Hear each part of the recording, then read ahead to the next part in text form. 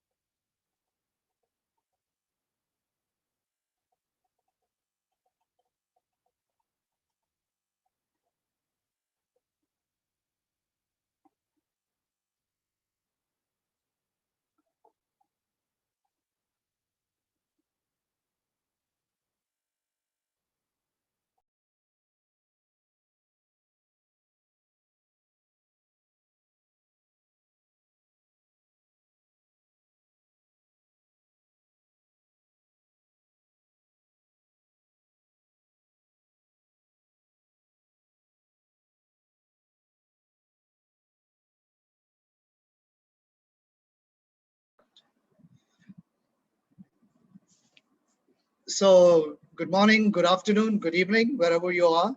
Thank you all for joining us today once again. We had a break last Tuesday, but we are happy to continue with our series now. As most of you know, that this is a series in which following the 23 series on the GCM objectives that we had beginning of September last year, and then the International Migrants Day, and important issues that have not yet been fully explored, or we have not yet looked at these issues in depth, and the pandemic allows us a good time to have a reset and thinking through some of these issues once again, even as we look at global governance of migration. And on the sidelines, the regional reviews are happening on the Global Compact, and with an upcoming review of the international community on the Global Compact, we thought it would be good to look at some of these burning issues, or priority issues as we call them, and see how we want to bring to the table a more critical, constructive discussion as we move along. So today we will look at irregular migration and regular pathways.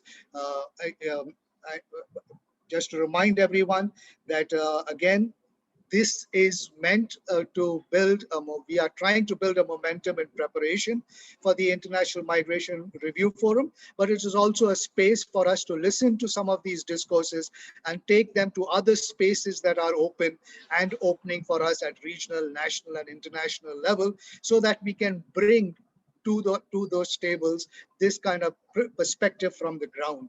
And as we continue to mobilize around this, we will give you updates on that as we move along. The one update that was given at the beginning of this is the web page that we have put up. It's called People's Migration Challenge, which focuses on the 5 priority issues of this particular series that we are doing. And we ask you to have a look at that and contribute to that website, Facebook, and Twitter feed as much as you can, just to be able to help us continue to build this momentum that we are trying on. We will also come back on each of these series. So on today's series, we will come back 8 weeks from now in a different format. So keep an eye out for that in terms of what would be the preparation for that. For those who are not listening in English, there are other 3 other languages that you can pick up on. If you there's an interpretation icon there. If you click on it, you will see that this is being done in English, Spanish, French, and Arabic. You might choose the language that you are most comfortable with, and we thank the interpreters for helping us out in this. Once again, the chat box is open for you to post questions, except for English. Unfortunately, I do not understand any of the other languages or read them, but I have colleagues who will point it out to me. And I ask also the co-organizers to point out questions that might appear in any of the other languages. And they are in contact with me through WhatsApp. So I should be able to get some of those questions or comments that are there that we can take up in the limited time in this webinar today. So let us start. And just to remind the panelists, this is meant to be highly interactive. And so I would like the panel que cette réunion se doit d'être tengan eso abierto en su mente. تداولي people that are in the platform as well. So let me then start with irregular migration and regular pathways. And I will start with Patrick Taran.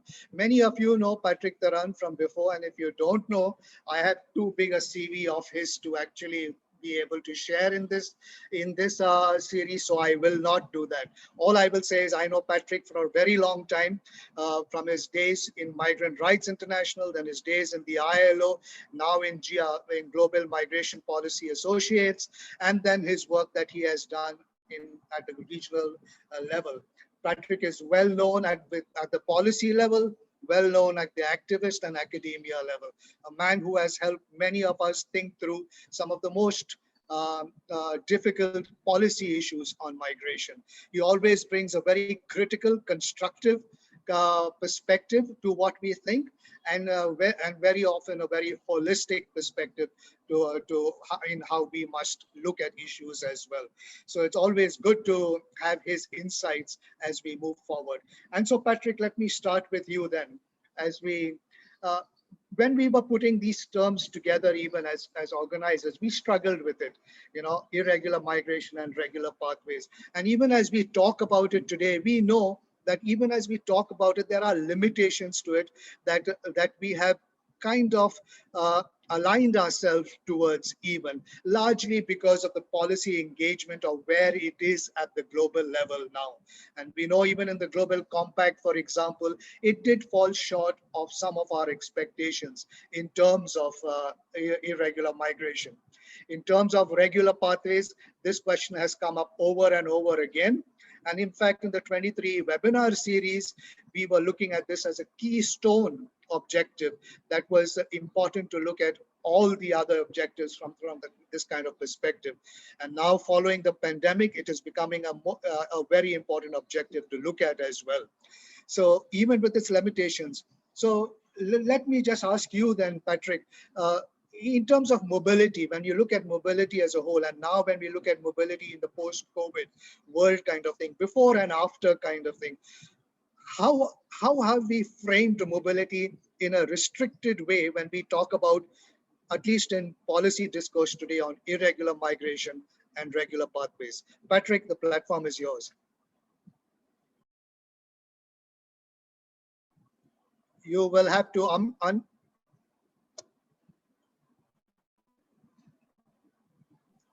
unmute yourself, Patrick. Yeah. Thank you, William, for that generous introduction, and also for allowing me perhaps to indeed throw out a couple of challenges to start off this discussion today.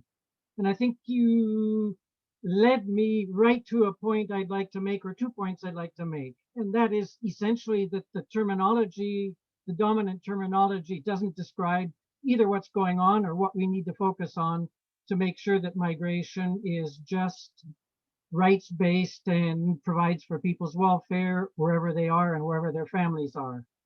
And I'd like to say, first of all, the whole question of pathways doesn't quite get the fact that in many regions of the world today, 50 to 80% of the migration moves within free movement areas where people have rights, not only in terms of human rights, but where in those free movement systems, people have the right to move from one country to another within the regional economic community, where they have a right to residence in another country, and where they have a right to establish themselves either in employment or business where they go.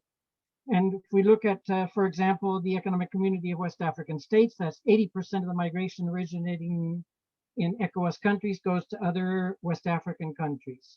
Figures are used to be, in fact, similar for the European Union, but with aging population and declining workforces, the European Union finds it's necessary to, in fact, draw people from outside, from third countries, simply because there isn't enough people circulating within the European Union under free movement to provide for the needs for labor and skills in other member countries of that area. And you can look at a number of other regions: East Africa Community, Mercosur in South America, Caribbean Community, the Eurasian Economic Community of former Soviet states and the Russian Federation, and so on. The point I want to underline is when we talk about pathways, pathways somehow limits, I think, the discussion to looking at bilateral arrangements, when really the challenge we have today is, because of protectionist pressures, because of a security approach, even some of those free circulation regimes are under pressure. And we saw that in the European Union when COVID broke out. And we also saw an immediate reaction from the European Parliament that said, don't close borders within the European Union. It's going to strangle our agricultural production. It's going to strangle our economic activity. And in fact, even when the borders were closed, here where 100,000 people go every day from neighboring France into Geneva to work, if you had any basis to go to Geneva, you weren't even stopped. You went right across the so-called closed border. But it's just to give a notion on that we're in a big challenge. And I'll just quickly mention, and maybe we can come back later, the whole question of irregular migration. Well, in fact, according even to Europol estimates in Europe, 80 to 90% of all migration today, of the movement, happens through regular channels. That is to say, either in free movement regimes, people have visas, they have work permits or whatever. And where there is irregularity is the fact that it's very easy to be pushed out of status when a person arrives in a new country. Your job ties you to a residence permit. If you lose your job, get fired, or the job disappears, you lose the residence permit, you become irregular. And I can go on and so forth. But again, the challenge isn't irregular migration. The challenge is the protection of people who fall into irregular status in countries of destination of employment. And the challenge then is not only protection, but regularization. In other words, making sure that people can get, be, and remain in some kind of regular status that will enhance the protection they have under the rights that should be applied to everyone, and so on. I'll leave it at that. I think I just wanted to kind of push that as starting us off in what I hope is a dynamic discussion, looking at the great wealth of knowledge and experience in my co-panelists today. Thanks. Thank you, Patrick, for that.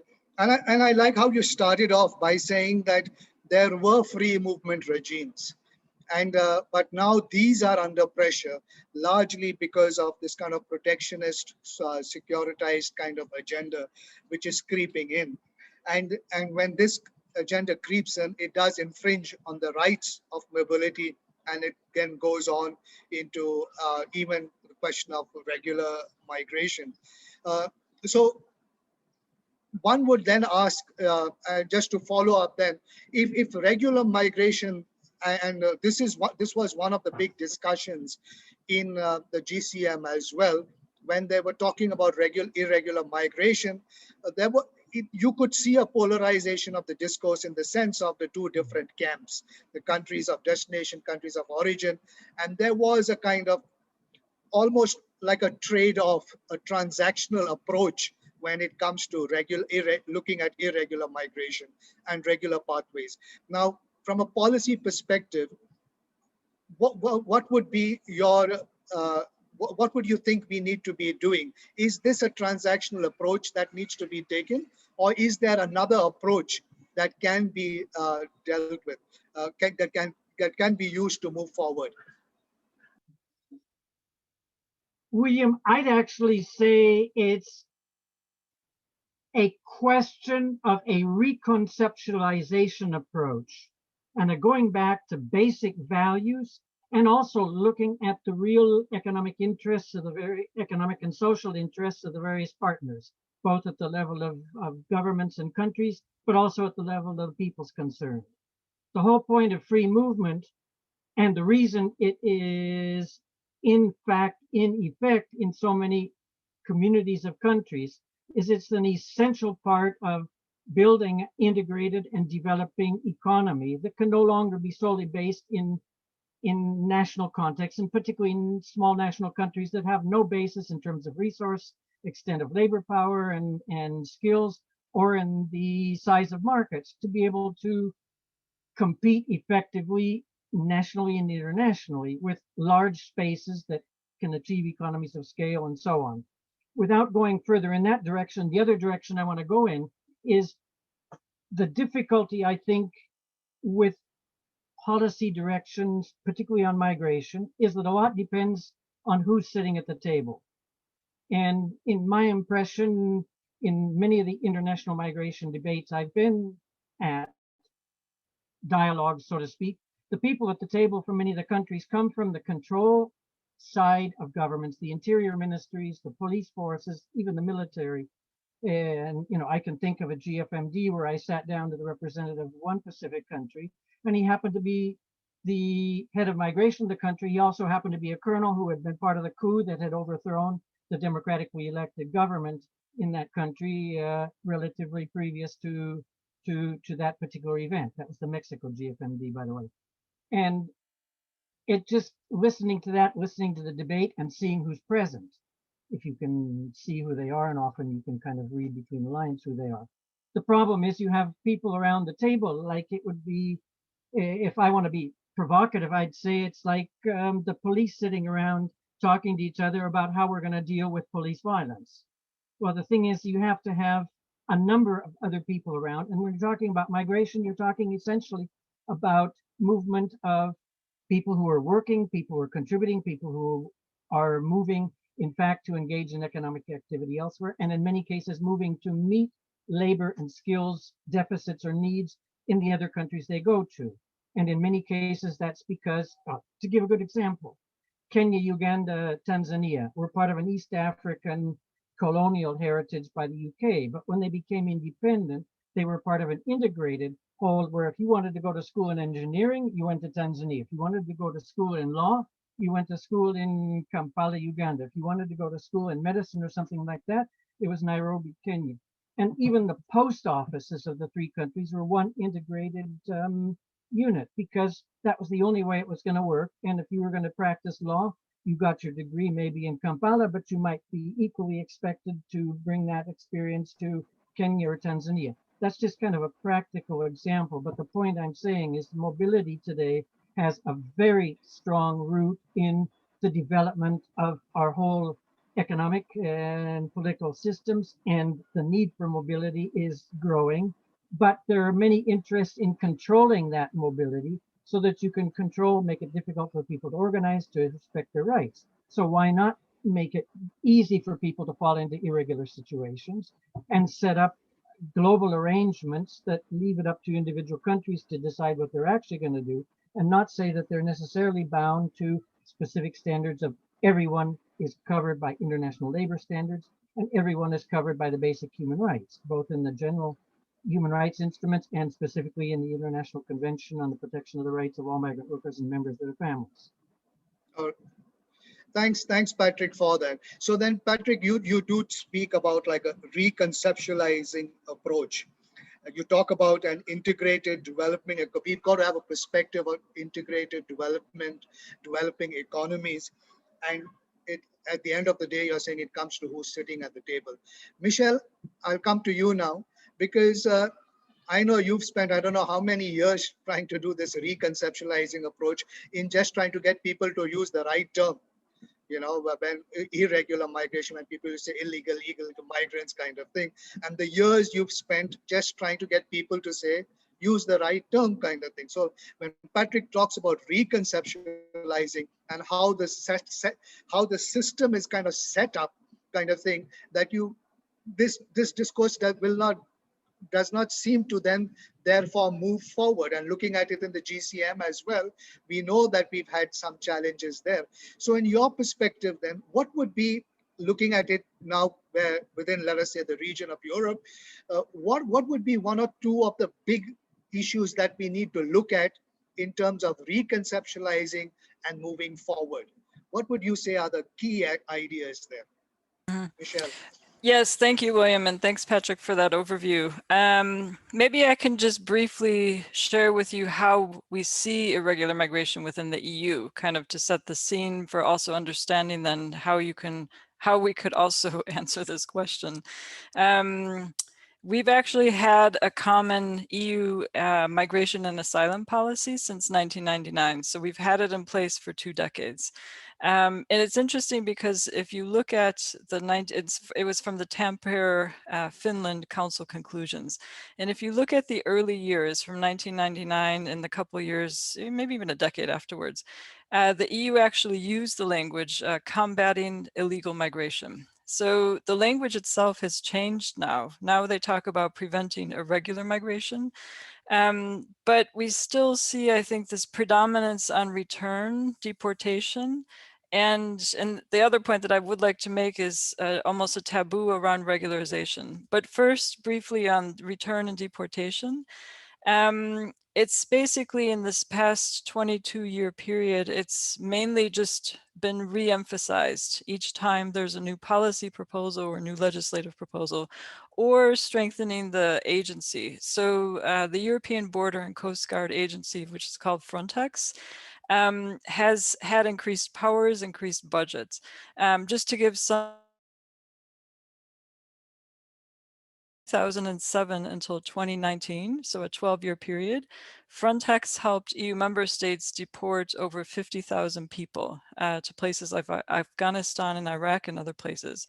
But now with the new proposals, Frontex could deport 50,000 people per year from 2024 onwards. So whereas that was 50,000 people over a 12-year period, now it could be almost 50,000 people per year.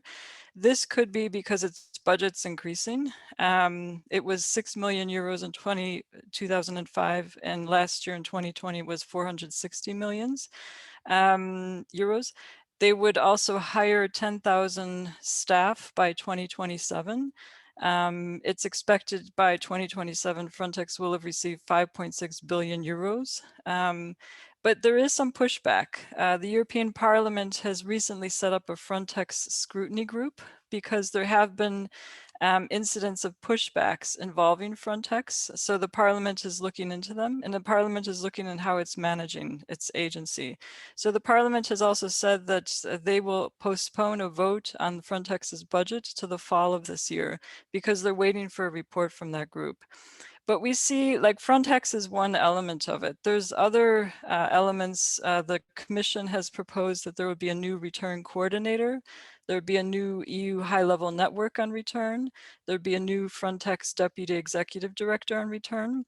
And this is all part of the new Pact on Migration and Asylum, which was released last year in September.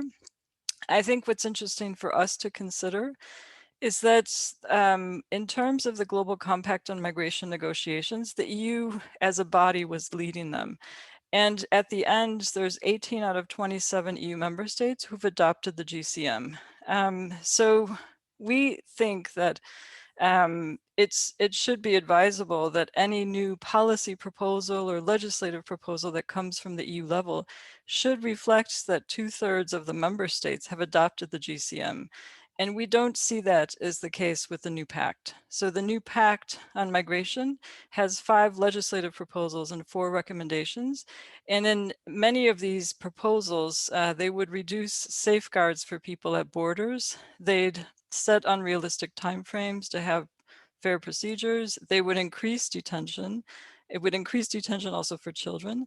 All of these things are commitments that 2/3 of EU member states have adopted in the pact to say that they won't do. They won't detain more children. They won't increase detention.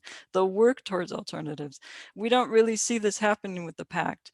So I think that one of the key issues, and also on the issue of return, in 2018, in September, the EU proposed that the key legislative piece on return, which is the Returns Directive, it should be revised.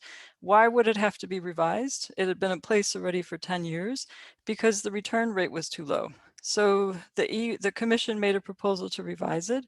It did not get approved in the last legislative term. Now the European Parliament is currently reviewing it as well as the member states.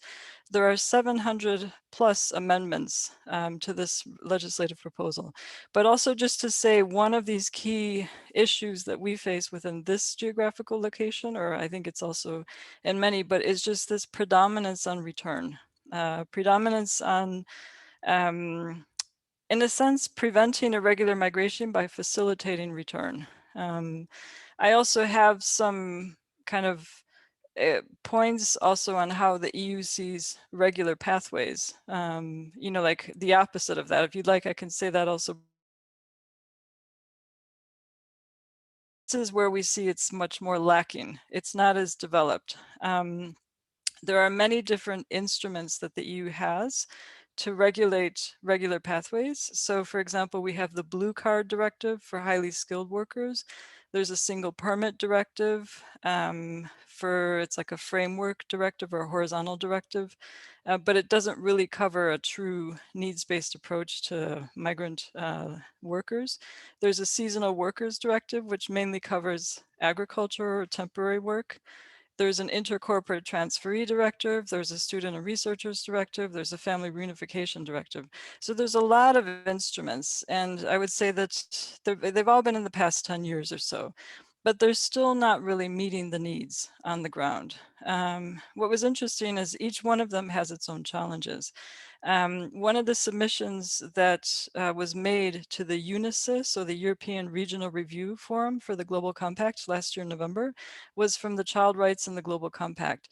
And this submission said that on family reunification, that there are too many administrative barriers for children to reunite with their parents, parents to reunite with their children. It's too complicated, it's too expensive to provide information or proof that you're actually a member of someone's family. For example, you have to take a DNA test. There's too high income requirements, too short deadlines. So it often means that even though we have this directive at the EU level, we have this legislation, in practice, it's very hard to actually achieve family reunification. So there's other issues as well. There's a new EU action plan against racism from September of last year. And this really might be a step forward to looking at what are the structural problems also with some of the migration policy proposals. But we still have to see how much it will really work together with migration policy. And just as an example, if you look at some of the data, Eurostat, which is the statistics division of the EU, had data from 2018 that said that only 5% of all first-time permits that were issued for remunerated activities, so that's work permits and researchers, were given to nationals of 55 countries in Africa. So in 2018, of all those permits for work, 5% were given to African nationals. And then, you know, Europeans, North Americans, Latin Americans were kind of a combination of all the rest. But it's also kind of to examine how much would this also fall under the anti-racism action plan? So I think that there are key issues that we have to look at. I also have some points on regularization, but maybe let me limit it to this right now. Michelle, I mean, and thanks for that. That's a whole lot of information that you gave us, and largely an information of a whole region going in the wrong direction that the compact was aiming to go into. And so that becomes a challenge in itself as we think of the International Review Forum coming up as well. So this whole focus, I'm wondering, and economists have talked about this, demographers have talked about this, that Europe's big issue would be a need for, there has to be some openness for opening up more, Europe opening up more, allowing more people to come in. And surely there should be some thinking along those lines, even as we face new challenges with, for example, climate change and things like that. And we've seen other parts of the world already grappling with some of that. So in the Pacific, for example, you see countries being more open to recognize that climate change would be one of the drivers of migration and things like that. But when we listen to you to speak about in the European context, it's so much of this legislation, policies, frameworks, this kind of bureaucracy kicking in, which actually does not respond to what is the challenge that it needs to be responding to. So it's like a almost a bureaucracy delinking itself from reality.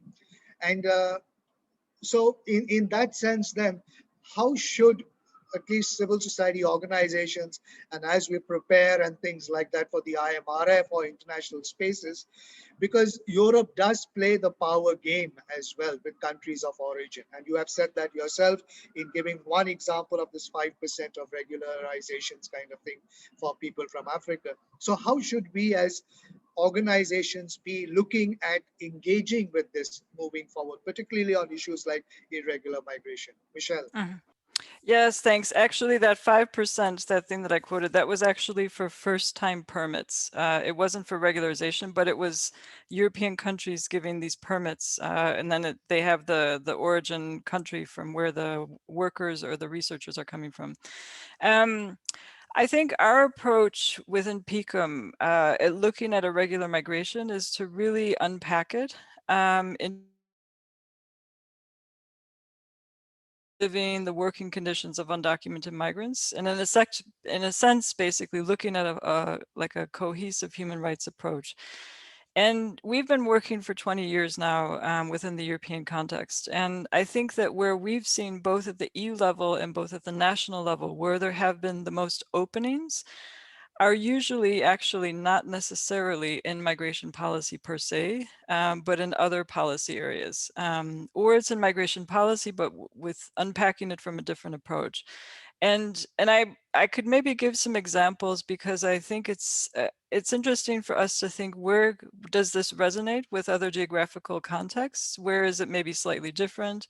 So for example, on healthcare, healthcare is a national level competence in the EU. So that means there's 27 member states of the EU. So that means there's 27 different healthcare systems. That means that if you're looking at undocumented migrants' entitlements or their access by law, you have to look at 27 different systems. So we've seen some cases where this is actually somewhat positive. So France, for example, has legislation that's almost 25 years old that enables undocumented migrants access to healthcare. It's relatively broad. There's obviously many challenges to realizing it in practice, but almost every year this law is challenged. It's challenged by the far right. And at the same time, it still remains standing, mainly because there's very dedicated people within the health ministry. There's very broad coalitions of civil society and health experts that work together to make sure the law remains. In Sweden, the law changed in 2013 to enable a broader access for healthcare for undocumented. But that took almost 15 years for civil society to achieve. And they did it not only by having this huge coalition of almost 80 organizations, including the major trade unions of Sweden, but also having a special rapporteur on health from the UN make a country visit to Sweden, and a parliamentary inquiry. So I think those are two examples where you can really see broad support, for broad and sustained support. What's also interesting now that we're in the COVID reality is that there's 7 countries in Europe, the UK is actually one of them, who've made specific reference in how they're going to roll out the COVID vaccine that they will include undocumented migrants. So it's Belgium, France, Ireland, Italy, the Netherlands, Portugal, Spain, and the UK. So it means that, you know, people have to be, those policies have to be inclusive. But we see it in other areas as well. So victims of crime, for example, there's EU legislation from 2012 on the victim. It says specifically that undocumented migrants can be targeted because they're undocumented. So the new strategy has to recognize this and have a focused approach. Alternatives to detention. Even though I just kind of described this broad leitmotif of return from the European Commission, basically, they are also recognizing that in order to not fully have a full migration management approach, you can also look at putting people in. And I would say another area is legal challenges. I know in the Asian context, this is also something that you're very strong in. In Europe, this is extremely strong in other contexts as well. This is how civil society also really mobilizes, is to challenge all of this by law. So we've seen networks of lawyers in different themes, for example, around people who are providing humanitarian assistance to undocumented migrants, helping them get food, helping them, transporting them in their car in a mountainous region, otherwise they die of frostbite, saving them from the water if they're drowning. There have been cases and cases of people who have been penalized or arrested because of doing that. So we've seen lawyers mobilize around that. And the last one that I wanted to give was cities.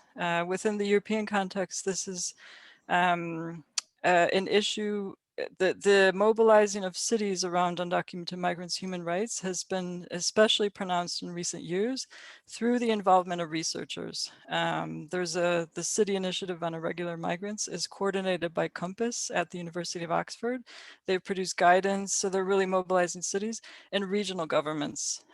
We have 2 examples of Spanish regional autonomous governments who've given the similar type of minimum income to undocumented during the COVID pandemic. So they're all different examples, but there's many, many different ways. Thanks.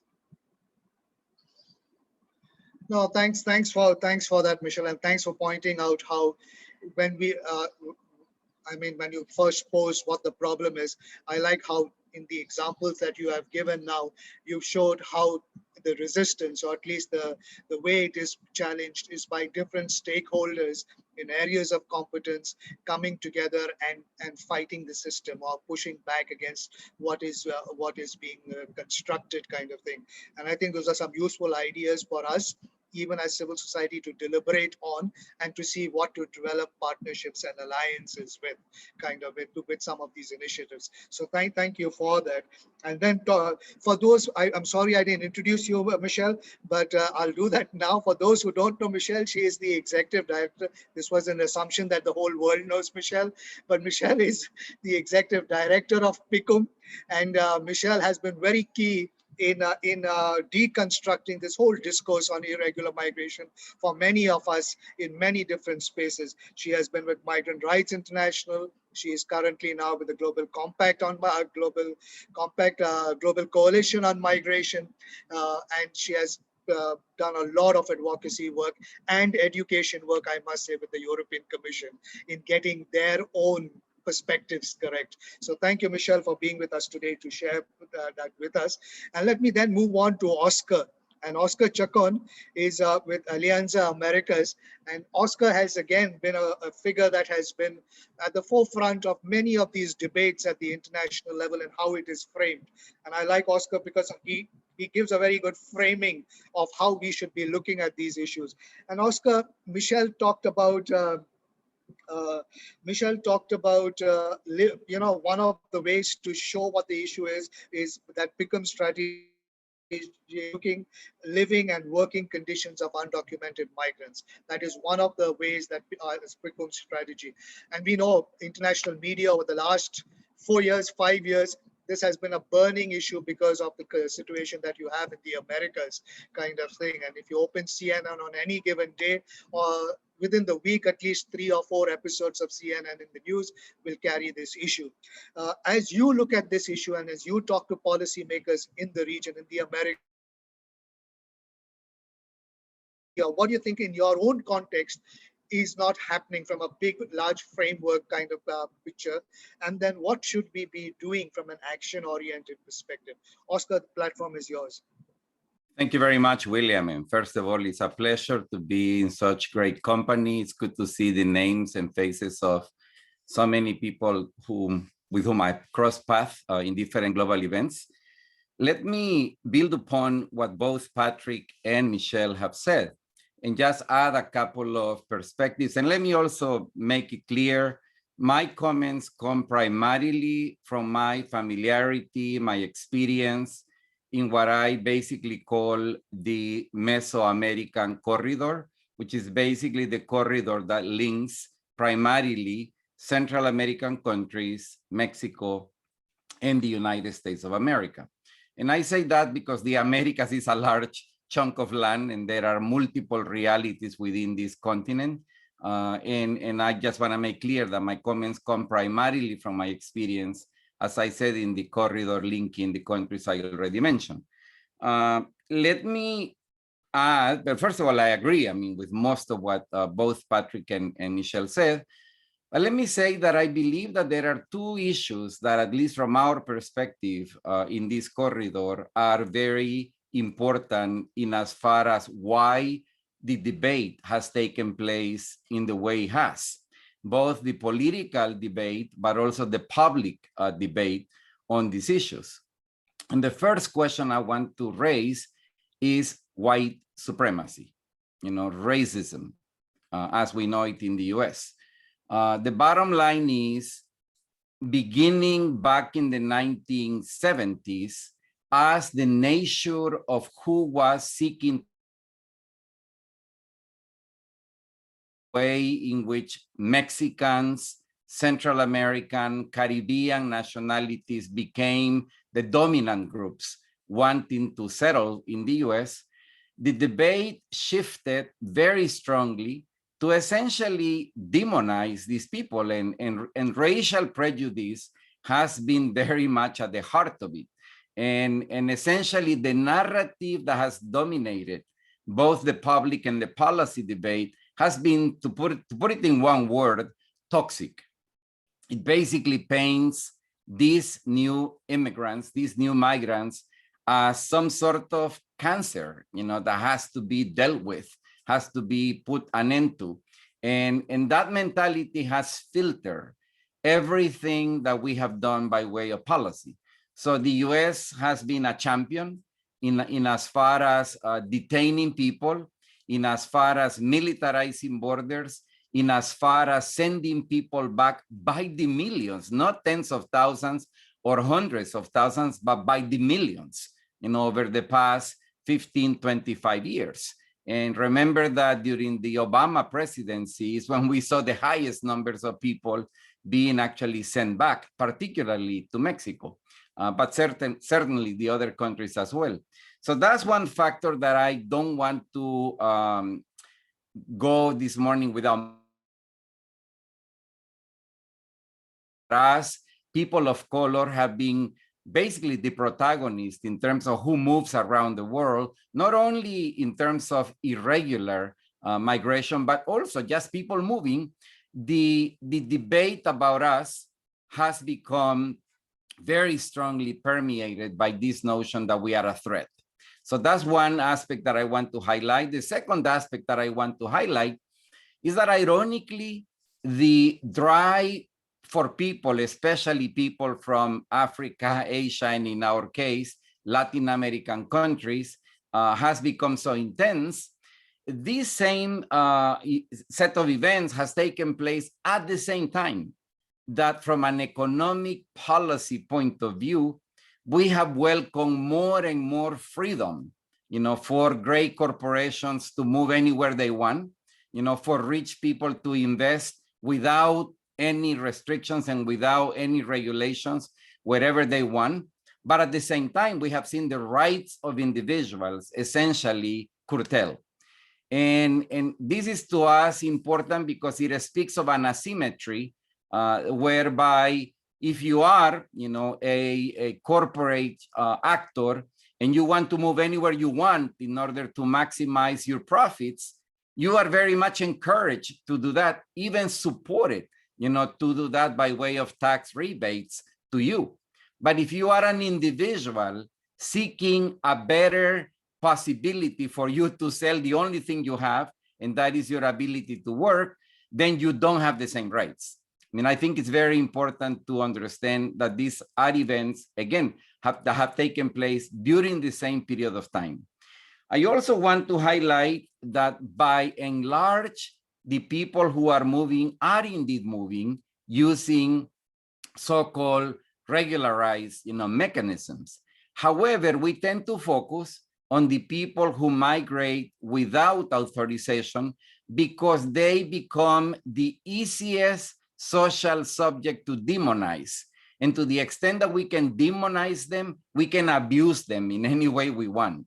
And I think it's important to understand that when somebody like the former president of the United States of America spoke of migrants as people who are rapists, people who are killers, he wasn't just talking about the people entering the country without authorization. He was talking about basically everybody. But it begins, with the people that are supposed to be breaking the law, because part of this toxic narrative I was mentioning also paints people of color, particularly, as people that are by nature law breakers. And that is also part of the narrative that is,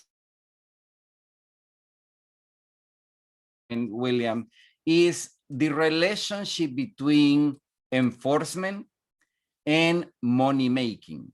Because in the United States of America, for example, detaining foreign nationals because they have committed immigration law infractions leads to literally tens of thousands of people being in detention on a nightly basis. I have to say that this has changed a little bit over the past 3-4 months, but up until 3-4 months ago, any given night you had up to 55,000 people in detention facilities in the US. And believe me, it is an incredibly profitable business model because the cost of keeping people in detention is very low, but the average price that they get per night per individual is in the $140, $145 per night. So you can imagine how profitable this type of business can be. But the same can be said about deportation, because deportation is often a boom, for companies that are in the business of basically selling charter flights to fly people back, to countries throughout the Americas, but particularly Mexico and Central American nations. So the last thing I would say, William, is that we have been seeing, as you well said, a lot of focus on so-called families, unaccompanied minors, trying to enter the US in very increased numbers over the past few months. And I have to say, a lot of it is really a manufactured crisis. It is not really a genuine crisis in the sense that these numbers are not really unprecedented. These are numbers that are consistent with other moments in history over the past 4 decades. And they're even seasonally pretty much a standard, because in the first 5-6 months of every year, we always see an increase in the numbers of people trying to enter the US without authorization. And I have to say, I think that the fact that we have a new president now has opened up some possibilities for change. But I have to say, I enjoy very much watching the president giving an address to the Congress just last week. But, even though he said very nice things, let's remember, 4 decades of toxic, consistent, negative narrative about foreign nationals will not be changed by one presidential speech. We need to absolutely change dramatically the way we talk about immigrants, and we need to focus on one absolute truth. Migration has been extremely beneficial, for a country like the US, but it has also been very beneficial for countries like Mexico, Honduras, Guatemala, El Salvador, the Dominican Republic, even Cuba, for that matter. And we don't talk about that. And that is the truth, as I said, and that's what we should put at the center of any debate about immigrants, migration, or people seeking humanitarian protection. Thank you, Oscar, for that. And I think that was brilliant in terms of how, again, you, Michelle, and Patrick seem to be on the same wavelength of deconstructing something that has been built over years and almost even confined us in a certain way to think of these issues. But I like how you actually started, and I think this is the first time I have actually heard irregular migration and the way it is constructed defined as an issue of white supremacy. So I think that is something we really need to explore and get more to the bottom of this. I know a colleague of mine, Evelyn, even shares an article by another colleague that says, and if Evelyn, you're on the call, of how this migration goes back to colonial times kind of thing, and colonial thinking even. So it would be fantastic to see how we unpack some of this to show that the current discourse is built on very flawed kind of perceptions. Thank you for that. I like the idea of the money kind of thing, the free movement of capital, but restrictions. And I think this is something that we have to start looking at, this whole question of demonizing migrants and making a big hoo-ha about regular flows, which, like you are saying, happen in your context, but you know how media picks it up and it gets demonized. But I like also the hope you are ending up with, but the cautious hope that you are ending up with as well with the new president. And so, in your perspective, then. And because the GCM is, or the US is not part of the GCM, has not yet come forward to say that we are going to be at the GCM. Yet the new president has taken big steps in, for example, the climate conference he called up very recently within his, I think it was just a little bit after his 100 days or within the 100 days, this big climate conference. So it shows that he's willing to take on big issues. I'm wondering if this is a moment again for the US to take leadership in some ways, given by that very statement that you have made of how beneficial migration has been for the US and for the countries in the region that you described. So what would you think then for us as civil society? How can we urge the US, if at the moment it is a reluctant champion because the GCM is looking for champion states kind of thing and the UN network is looking for champion states, how can we act or advocate for the US, which might be a reluctant champion, to step up to the plate in this regard? Any thoughts on that? Well, let me try to be very candid about it. I mean, I think that we have a situation in the US today with the new administration where there seems to be a real contradiction between the people who are policy thinkers, policy designers, who absolutely understand that migration has been extremely beneficial to the US and extremely beneficial to many of the countries of origin of the largest immigrant groups in the US, and that therefore anything we say or do from a policy perspective should be based on that premise. And again, I mean, I know some of the people who are in the Biden administration, and I know they share, what I just said. But at the same time, there are some political people in the administration who still fear very deeply being perceived as being too nice to lawbreakers, to put it bluntly. And these political types, I mean, are very concerned that because there is not yet a new narrative that defines the way we talk, both politically and publicly, about migration, that this may present a very serious challenge to the Democratic Party, given the fact that we have midterm elections coming up next year in 2022. And these political types fear that there may be a backlash in as far as punishing Democrats for being too nice, to lawbreakers, being too nice to people who are perceived to be a threat to the country. And that contradiction you can see playing out very consistently. Let me give you a couple of examples. In the campaign, the Biden administration was very strongly critical about the policies that were put in motion by the previous government, the Trump administration. Particularly, Biden was very critical of separating families, and not giving families with children, especially, due protection. Yet, when they come into the presidential role, they pretty much put that, on a back burner. I mean, they don't want to handle it right away because, again, the political types tend to dominate. Second example I can give you, Biden promised that he was going to restore the annual number of refugees to a level similar to the one in place during the Obama years. Interestingly, about 2.5 weeks ago on a Friday, they suddenly announced that they will actually keep the limits that the Trump administration put in place. And there was a huge backlash, from people all over the political spectrum in the US, and people concerned, with the perception that this administration was, again, basically copying from the previous one, and they reversed course.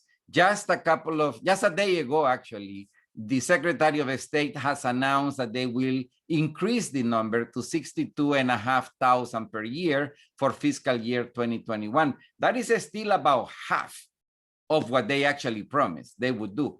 And again, from my perception, the conflict between the policy-minded folks and the political-minded folks is one that will need to get resolved if we are to see the Biden administration, not only domestically, but internationally, playing a real leadership role in as far as basically honoring the, as I said before, the absolutely undeniable fact that migration over the past 40 years in particular, but throughout history, has been extremely beneficial to the United States of America. It's been extremely beneficial to countries of origin, and we should have the courage, in this case from the government, to announce that very loudly and very consistently, domestically and internationally. And if that were to happen, I think that we all would see a much better role by the United States of America than we have seen so far. And thank you again. Thank you for that. And I think as you say about constructing the new narrative and the link you made between white supremacy and Evelyn's in the chat there about Tendai Ojume's thing on racism and migration, it might be good for us to see how we construct a narrative that then challenges the policymakers to look at some of the policies that are in place that are flawed, and hopefully that this pandemic itself will give us cause to rethink of the world that we want to create. And I know the US president is talking of a former president who played a defining role in the US kind of thing, and I hope that this would be a moment for that. Oscar, I know you've got to leave, so I will ask you to give me one phrase or one sentence of what you think would be an action-oriented approach that we need to take moving forward. I want to pick up on what you just said about COVID. COVID-19 has challenged the entire humanity, and it has challenged us to dare, to put forward proposals that are absolutely radically different than the past. We all know that it's not good enough to go back to where we were before. And so from that perspective, let me put forward one idea. We should be calling for the immediate release of anybody who is actually brought under authorities in charges related to simply having committed a migration law infraction. And I don't talk about alternatives to detention. I'm talking about freedom. I'm talking about liberty. Because let's face it, just as it is the case in the US, the same is true all over the world. Migrants are a true blessing, for societies. And if that is indeed the case, we should not be holding anybody from being free. We should be actually helping people, not only to be free, but also to help them be able to enjoy access to legal advice so that they can navigate these crazy rules that ultimately we have to change. But in the meantime, you need professional advice to be able to navigate them. So we are very much in this line of thinking as far as Alianza Americas is concerned, really pushing hard for breaking once and for all with this notion that we have to punish people, because we should be thanking them, not punish them at all. Thanks for that, Oscar. And I love that idea to go beyond what is the current discourse on alternatives and to try to get to a deeper understanding of freedom and liberty means in the exercise of full understanding of human rights. So thank you for that. Thank you for that action point. And William, keep in mind that Elena Olea is in the call, and if need be, if there are any questions about what I said, you can ask her and blame her. Perfect.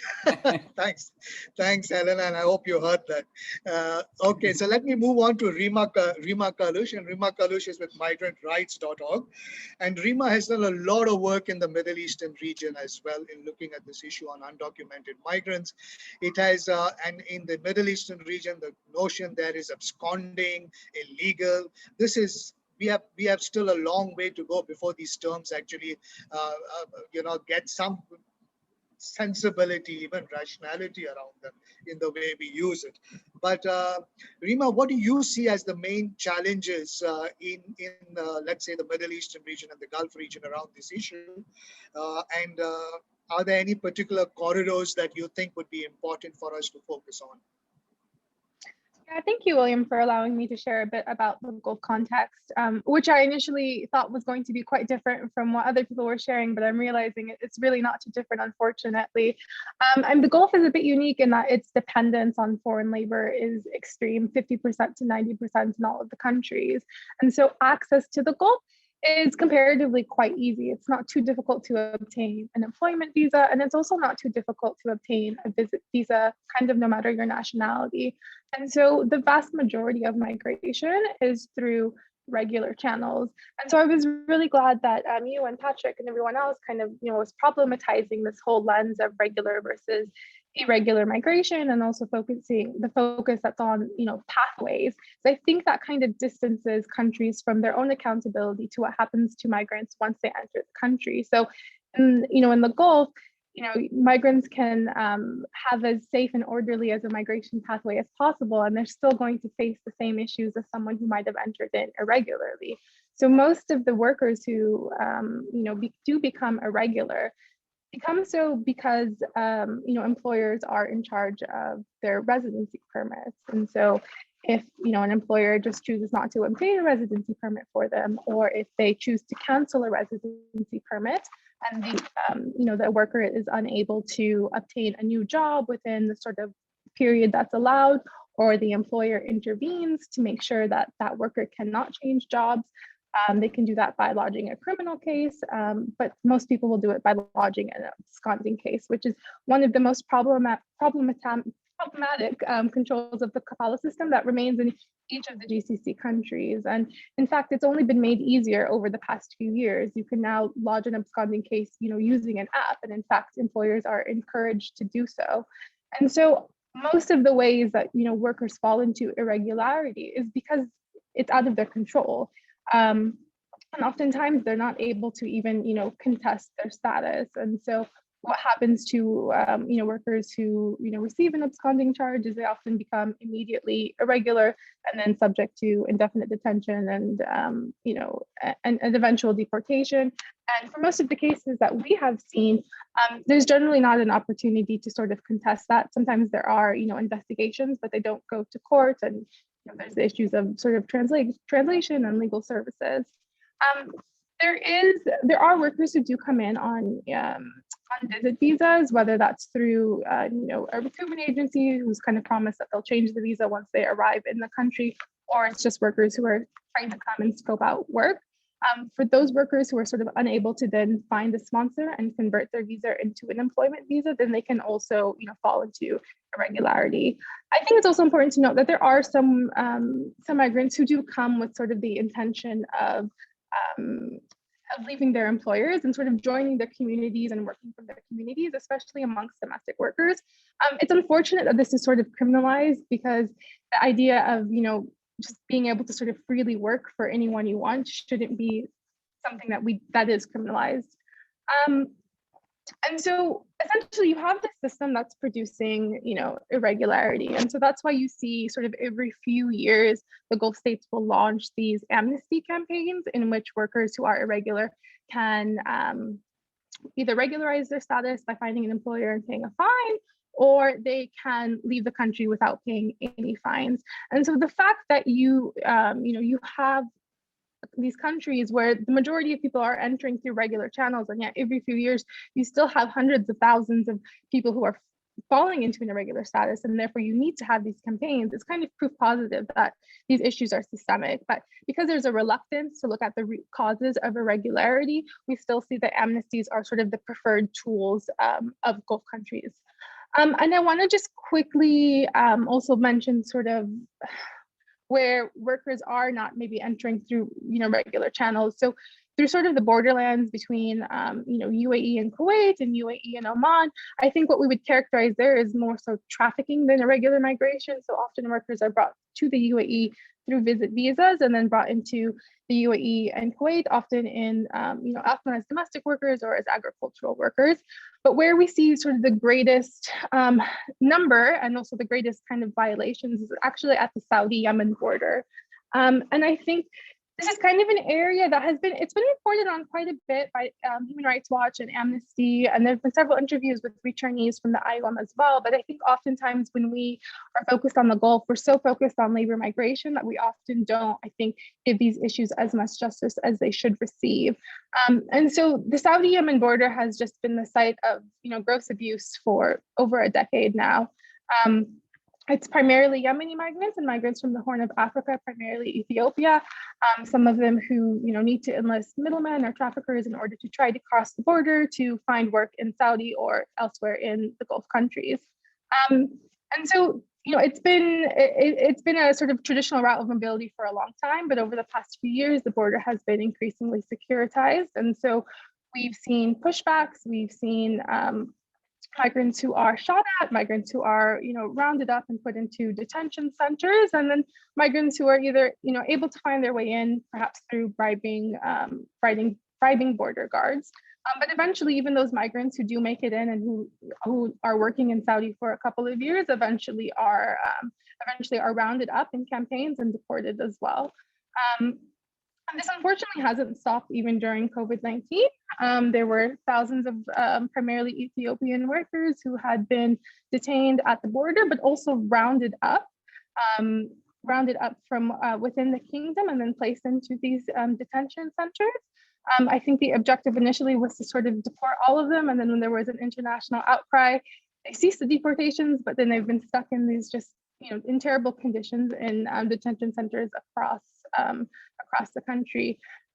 As of a couple of months ago, I think Saudi has promised to sort of start repatriating them after much pressure from media reporting and the UN as well, which is a welcome move. But I think it's really unfortunate that this is a recurrent issue. It's something that happens every 2 to 3 years, where we see hundreds of thousands and upwards of 1 million workers, primarily Ethiopian workers, who are rounded up in Saudi and deported. And there doesn't seem to be a cohesive strategy. I'm hoping that with the UN network in migration now based in Saudi, it might start to stop the agenda. But yeah, so those are kind of the main issues that we're seeing now. No, thanks, Rima, for that, and I'm glad you pointed that out. In terms of a corridor that is very little reflected on in the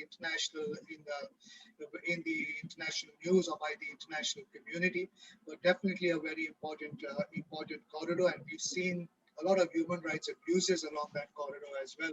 But I also like of how you, in the Middle Eastern region, it's largely an issue of migrant workers and their status kind of thing.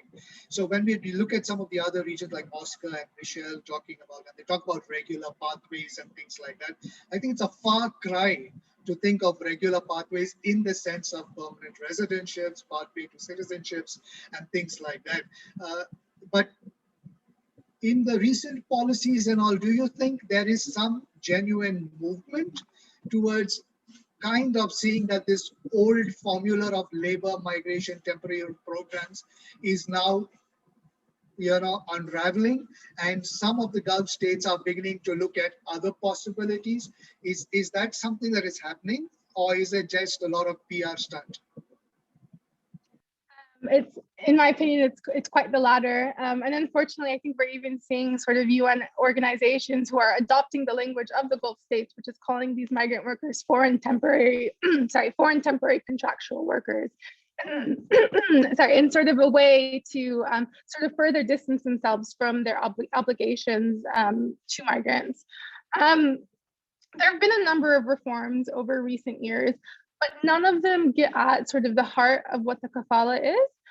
And they're often implemented alongside other reforms, which are always going to ensure that there is an element of control over migrant workers. There's such a large sort of demographic fear that I really don't see anytime soon that this is going to change. And there's also, of course, always the exclusion of certain segments of migrant workers, most often domestic workers, from these regulations at all. But if we look at Qatar, if we look at Saudi, if we look at the UAE, sort of the countries that have had the most reforms to the kafala system, none of them get really at the two issues that are kind of at the heart of the system, which is employers' control over residency documents, and also the employer's ability to lodge an absconding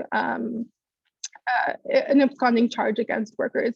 So, Qatar has had some of the most sort of profound reforms, but this ability for employers to lodge absconding charges against workers kind of undoes a lot of what its potential impact could be. There was a lot of sort of celebration in Bahrain of the flexi permit, and this has been the closest to sort of a complete overhaul of the system in that workers could self-sponsor themselves. And it's a good idea in theory, but the way that it was implemented means that it's not really a step towards anything else that could be applied sort of systemically. And so under that system, only workers who are already irregular can apply for it. And it's very expensive. It's more expensive than it costs for, an employer to sponsor a worker. And it's not reflective of sort of, Bahrain's own local economy. And so it's been very problematic in that sense. And also those workers don't have the same sort of labor rights as other workers. And so, I don't know, you see like all of these kind of, seemingly promising practices across the region, but if you just look a little bit closer, there's one, implementation is always an issue, but two, all of these other barriers are just always erected at the same time. So yeah, unfortunately, I don't really see much positive progress being made. In fact, I think we're seeing a regress, even if we're looking outside of sort of like labor laws and things like that, when we're looking at countries that are making it more difficult for people to sponsor their parents and their family members, such as in Saudi Arabia or in Kuwait, where, there's now an upper age limit on working visas. I think the only place we're seeing any kind of change is for the very, very, very top tier of, migrant workers who these Gulf states are trying to attract. No, thanks, Rima. And I must say, I think the sign that there was an irritation in your throat when you were talking about UN agencies even buying into this framework, I think is a good sign for us to pay attention to, because this is something that is really indeed troubling, of how in the region itself, UN agencies are buying into this temporary labor migration discourse. I know as civil society, we have challenged this from the very first years of the GFMD kind of thing, to look at, alternatives and things like that. But we, at least in this region, we see that this is the biggest challenge. And of course, like you say, it's the undermining of workers' rights, which leads to disempowerment and then issues of forced labor and things like that. So it's a long way to go in this regard. So thank you as well for pointing that out. All right. Let me now, I would like the panelists also for those who are competent in some of the other languages to please look at the chat box and see what are some of the questions or comments that are there that you would want to take up. But let me, I know we had Joel from the ITUC in Africa from the African Regional Office of the ITUC to be a fifth panelist, but I've been told that he is not yet with us. So what I'm going to do now is I'm going to go to the platform. I'm going to go to the platform and I'm going to ask people in the platform if you want to ask questions and things like that. There could be a way of you raising your hands and speaking. But before I start identifying, and I will ask the panelists to take in those comments, and I'll call you back in towards the last half hour to give your comments on some of what you have been hearing. But let me go to the platform now. And since Joel from Africa is not joined us yet, I was wondering, Richard, you've been putting comments in the chat box. Would you like to make a few comments here? Richard Yes, Obedi. yes, sir. Go ahead, Richard. Thank you so much, William, and thanks to the panelists and all the participants all over the world. Yes, I was really moved by the point made by Patrick, and then who? Shalon, in the sense that migration issues in East Africa per se is really is curtailed. And one thing we've realized is because of the leadership. I think East Africa, as you all know, is trying to undergo what we call political federation, and the process to attain that political federation is called political confederation, and already consultation is taking place. But I think there's suspicion among some of the leaders, and because of that, each of the governments, they're actually suspicious of the other. And that makes the citizens, the ordinary citizen, to be at stake in the daily work, in their daily operations and work. For instance, the case in point is the issue between Sudan and Uganda, South Sudan and Uganda. The political tension between between Uganda and Rwanda. And then also the issue between Kenya and Uganda. You must have also seen how sugar and other items from Uganda were being blocked. And now that all will not augur well in the East African integration agenda that they are trying to push. But I think with all, it's the ordinary citizen that suffer, because most of these leaders, they are not affected by some of the decisions they make. And for that matter, we need to put this government, some of this government we need to put them on the spot.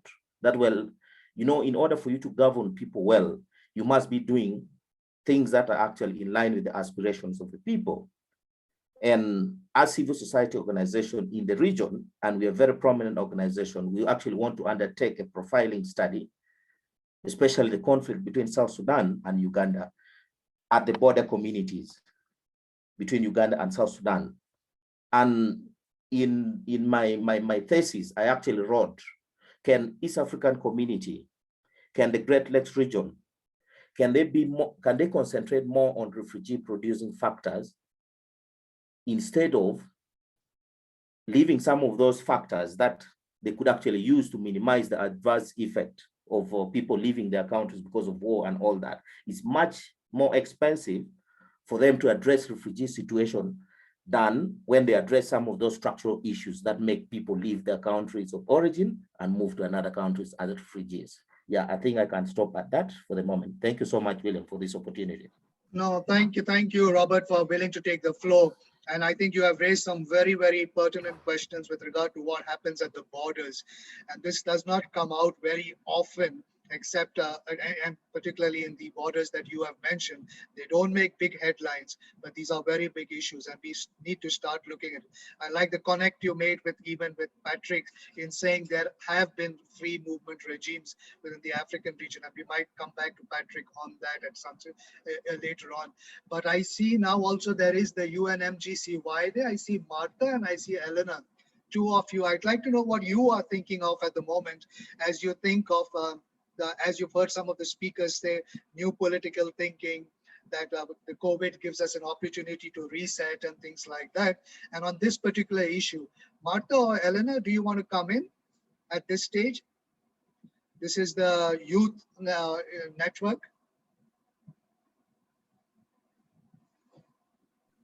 Thank you, William. I think there should actually be one of our other members. Elena, can you help me find them?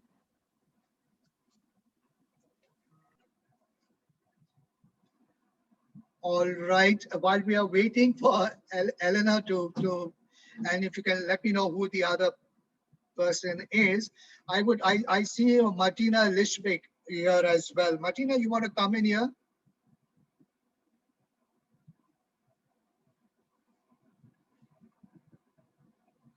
And anybody else who wants to raise hands? I see Britt Brennan from the movement as well. I'd like to hear your thoughts on this, Britt, as well. Martina, you want to take the floor?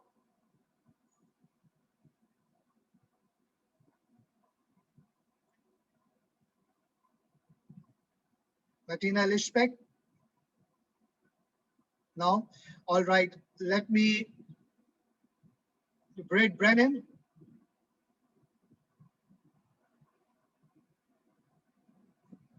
Britt?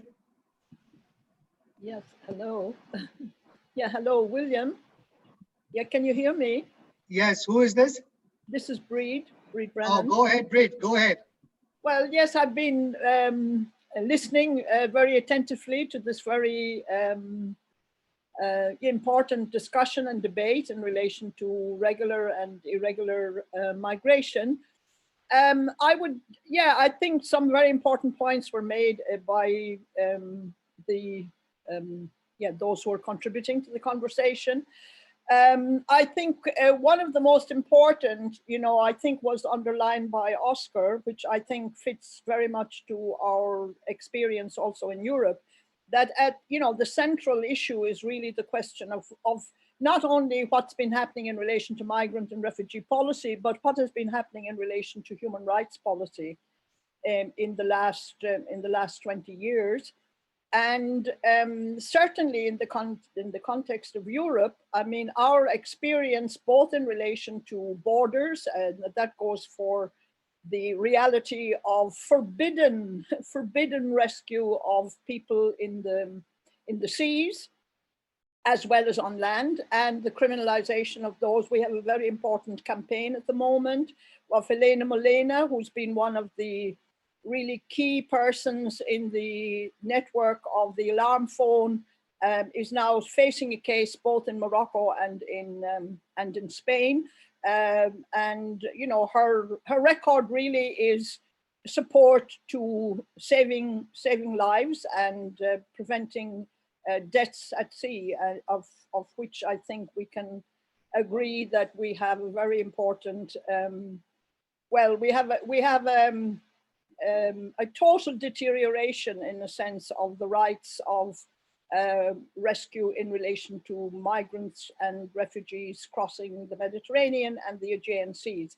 And maybe just what I would like to share is that, there's been a very 3-year process of the Permanent People's Tribunal, which had some very important conclusions in relation to the status of the rights of migrants and refugees in Europe, putting it in the context of systemic crimes, meaning that our economic and political system it creates the conditions, and we see it now with TRIPS, for example, where governments might want to access COVID medicines, they are prevented because of the system in the UN. So likewise, migrants and refugees and those working with them who want to access rights in Europe are not actually able to do so in any significant way. And finally, I think it's good to share with you and with those who are listening that one of the main and active calls that we have is that it's not a crime to migrate. It's not a crime to seek refuge.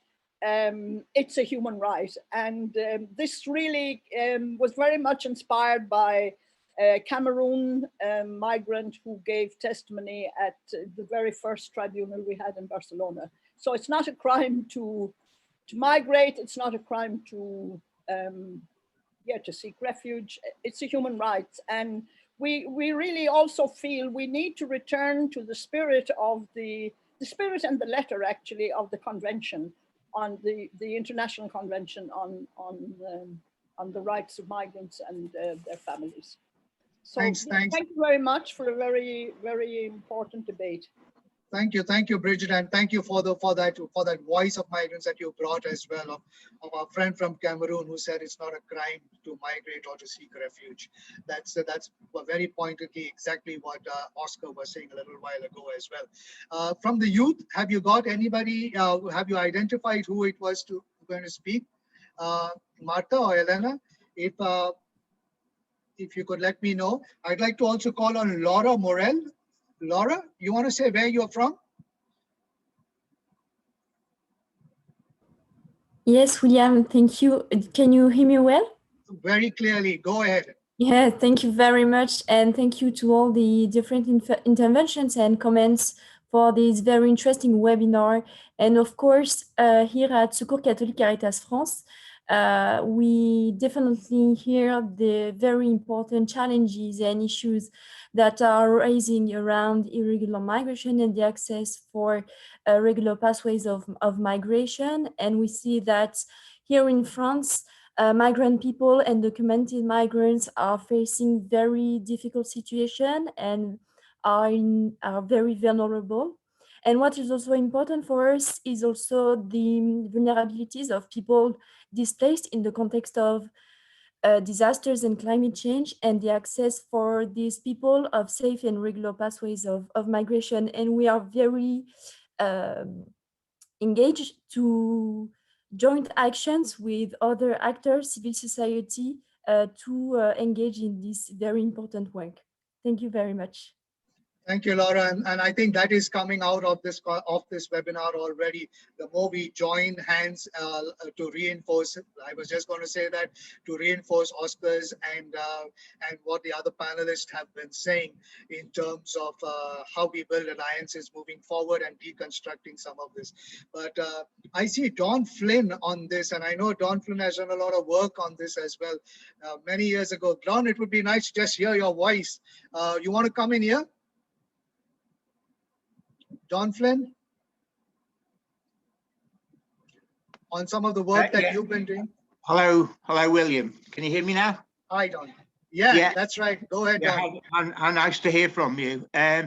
Yes, I mean, I've enjoyed listening in on the discussion today. I think primarily from the UK context, where I'm now pretty well exclusively doing my work, having pulled back, I think, from the various networks when I hit retirement age a few years ago.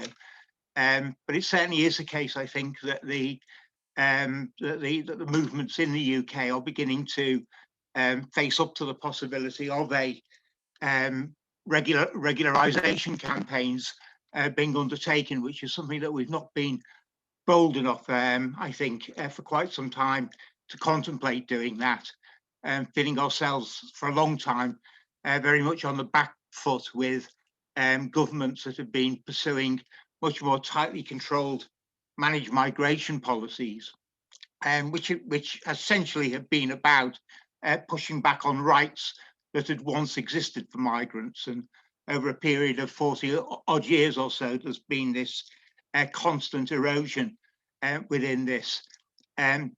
We've now, paradoxically, I think, when we've got probably the most right-wing government that we've had for a long time, apparently firmly ensconced in power, and this is all becoming more realistic to us, because of we're now living at the point where we're witnessing the absurdity of the system, which is deregularizing migrants, criminalizing them, pushing them further and further back.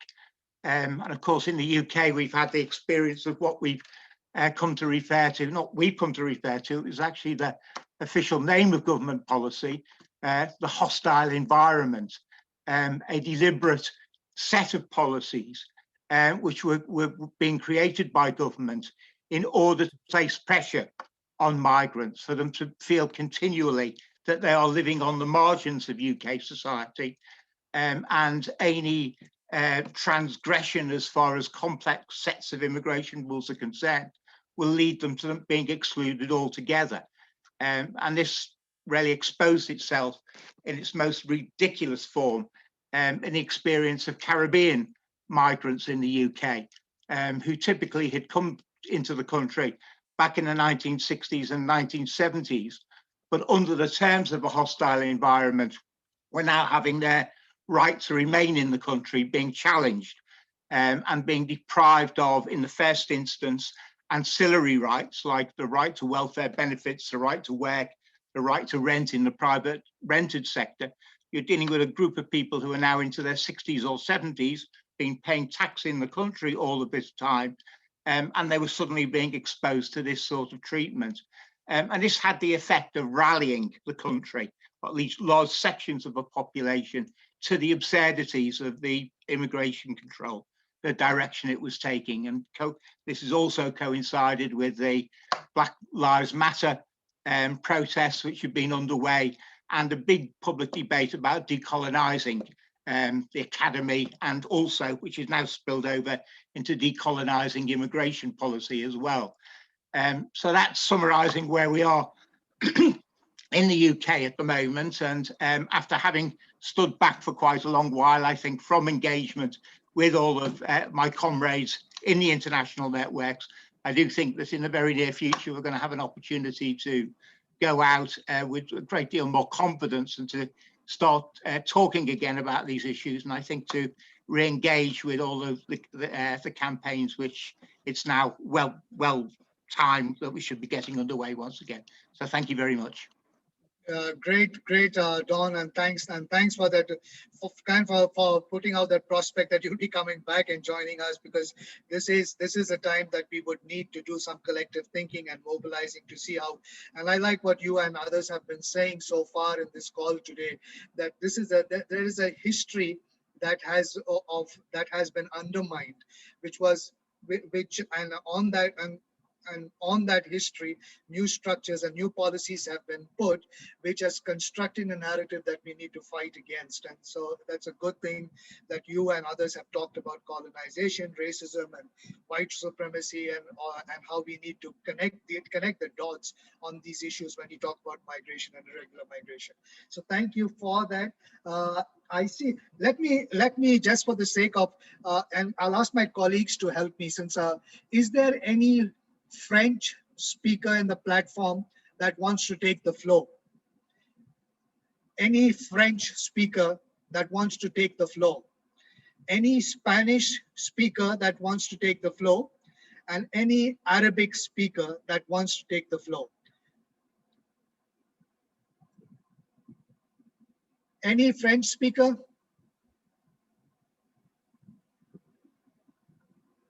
I see Marta Rojas. Okay, I'm hoping you're French. If you're not French and Spanish, if you're not go ahead. Marta, I see your hand. Sí, hola, gracias. ¿Me escuchan? Go ahead. Ok, go gracias. Ahead. Go ahead. Gracias, William. Sí, yo soy académica en Chiapas, en la frontera sur de México, y pertenezco al bloque latinoamericano. I am part of the Latin American Bloc on Migration, which is a network of organizations and academics who advocate for the rights of people and also participate in dialogues. We just engage in a regional level dialogue for the World Global Pact on Migration. And so I, for over 20 years, have studied Central American migration towards Mexico, and to provide an input to what's being said by the panel members. In the case of Mexico, there is an idea that the regime of restrictive control is relatively recent. However, ever since 1990 up to date, Mexico has carried out almost 4 million deportations, events of deportation. On average, about 120,000, 130,000 deportations per year. And we were concerned about the recent situation of migrants who have decided to migrate in caravan because violence in Mexico is extremely strong against migrants. Violence from organized crime, from criminal gangs that through the routes or paths of migration, assault migrants, torture them, kidnap them, and the ever more restrictive policies in this country make it people have to find alternative routes in order to achieve their goal of reaching the north of Mexico, that is to say, the border with the United States. And particularly now, or ever since 20 years ago, when there are an effect of call from the US government that there will be an amnesty or that processes will be facilitated or that asylum will be granted for some nationalities, then a movement of people ensues who wish to reach north. Violence in Mexico derives into many people wish or look for alternatives of requesting asylum in Mexico. So now we face a situation that is extremely difficult with the pandemic of people who are unable to mobilize in some areas of the country because services at offices have stopped altogether, processes have become slower, and facilitations for migratory regulation haven't been what's been expected. So we also believe that regulation is not the end solution, but it is a pathway towards achieving legal certainty. And as it was said at the beginning by Patrick, in order to to seek protection and inclusivity of people. And definitely we must walk towards education of society to have a positive view on migration. We need to change the toxic narrative that Oscar mentioned towards a narrative that sees within migrants people and not criminals or I mean to say criminals are people as well, but migrant people are people who are right holders who need protection and who are looking for a better way of life in the face of economic situations that are very adverse and precarious in their country. Thank you. Thank you. Thank you. Thank you, Mother. Thank you so much. I must say you spoke in Spanish, but I heard you in perfect English. So that's great. Let me see. Any French speaker? Any French speaker wants to take the floor?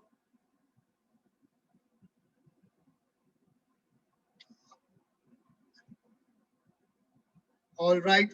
If there's no French speaker that wants to take the floor, then I will ask an Arabic speaker, and I'll ask Sarah Khatib. You put some good news there in the chat. Sarah, you want to come in here?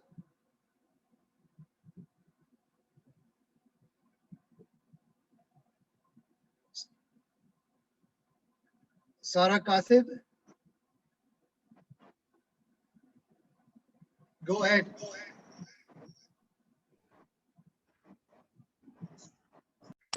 Yes, I would like to contribute to this discussion through something that I already wrote in the chat. It's a new achievement in Jordan that was made by Solidarity Center with their partners in the civil society and the independent trade unions.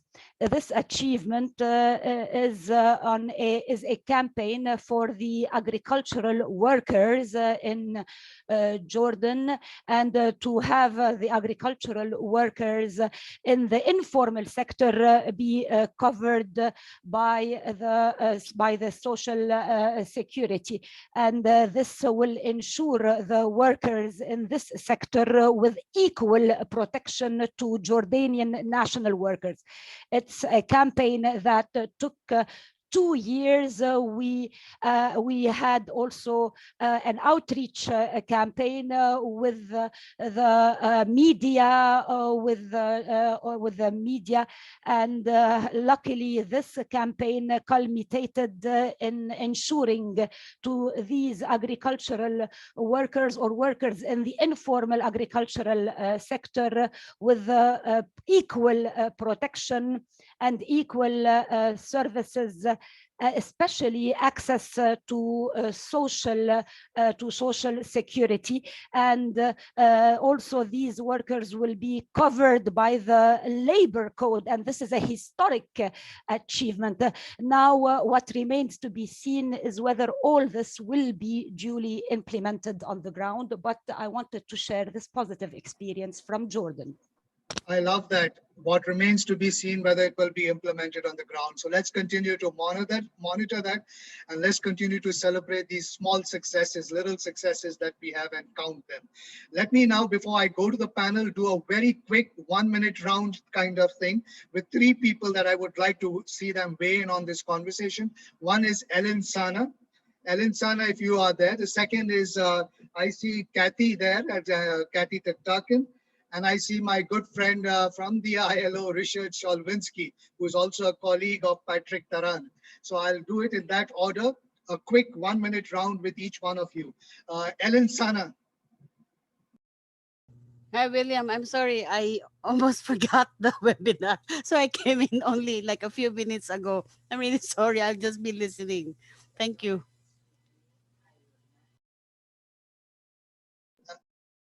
Thanks, Ellen, for that. Kathy Taktakin. Kathy, you want to come in here? Sure. Thanks, William. Great to hear you and everyone else.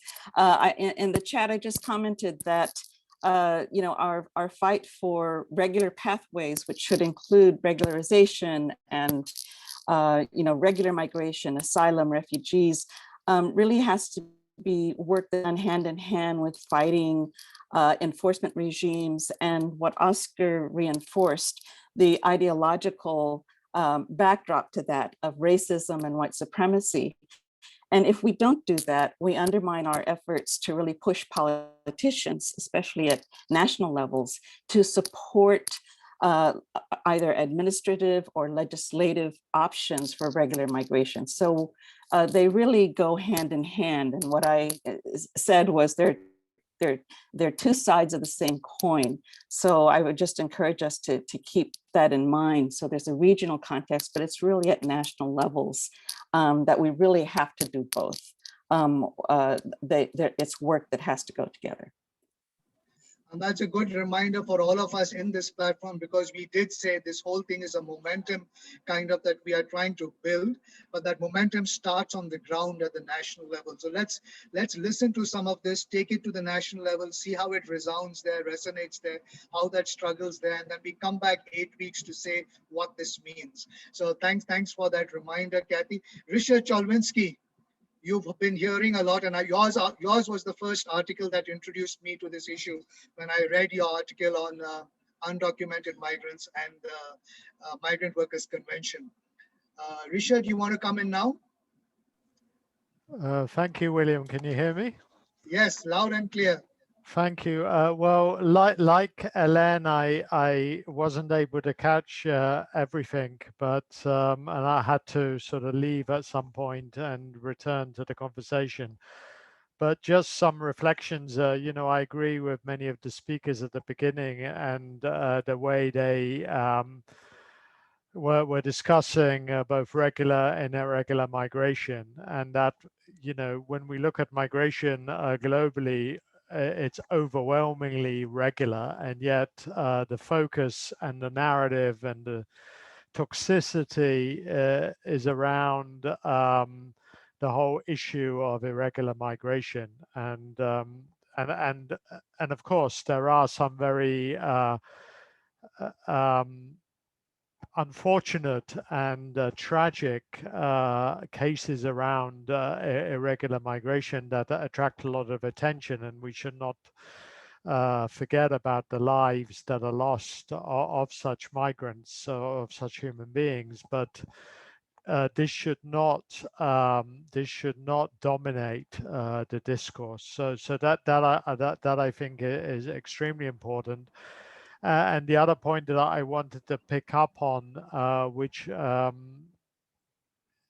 seen in the EU context, but also elsewhere, is, and it was referred to particularly by my former colleague Patrick, this really increasing securitization of migration, right? Which is, if anything, become even more evident during the pandemic. Particularly in the context of mobility restrictions, both within and across borders. This is, again, a very damaging discourse, and something that is important to be vigilant about going forward. And coupled with this is the amount of resources that are often expended in the context of, what is still often referred to as migration management, particularly on the private company side, not just in the context of managing detention centers, but also border management. So these things sort of go hand in hand. Thank you, William. Yeah. Thanks, Richard, for that. And let me just remind everybody, this is a series. And Richard, just in case you missed that point, one of the issues was, particularly on this issue and things like on irregular migration, it's one of the challenges that was mentioned in the conversation today is the challenge we have with the UN system itself, of how sometimes in some regions of the world, the UN system seems to be buying into a narrow kind of framing of the issue. And this might be something that we will explore in future dimensions of this series. But this might be something worth considering and looking at how to explain that, or how to look at that, or how to debate on that. I think it would be an important area to look at. All right, let me come back to the panel now. You have been listening. You have been listening to each other, and you have been listening to the chat box, and you have been listening to some of the people that took the floor as well. What's going through your head as an action-oriented agenda? What should we be doing? What actions should we be concretely focusing around that could help create a mobilizing that could turn this way around? And let me start with you, Michelle. What are you thinking?